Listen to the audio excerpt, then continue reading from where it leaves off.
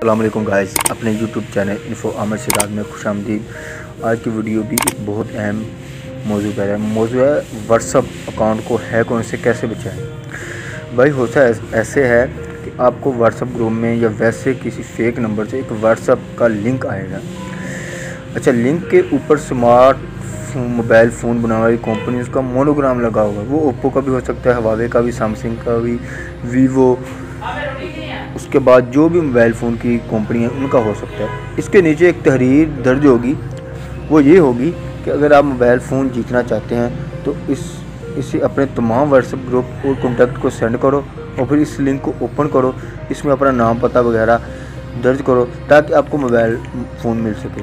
अब होता है ऐसे कि हम लोग ना ये पढ़ने के बाद लालच में आ जाते हैं कि शायद मोबाइल फ़ोन मिल ही जाए, तो सबसे पहले इस लिंक को भेज देते हैं अपने ग्रुप्स में जो हमारे व्हाट्सएप में है और कॉन्टैक्ट में, और बाद में इस लिंक को ओपन करके इसमें वो जो पूछता है वो लिख देते हैं। कुछ देर बाद ना आपका जो अकाउंट होता है वो हैक हो जाता है।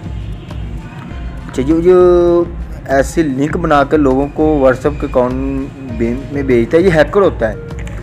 हैकर ऐसी लिंक्स बनाता है और व्हाट्सएप ग्रुप में भेज देता है, वो आगे लोग शेयर करते रहते हैं।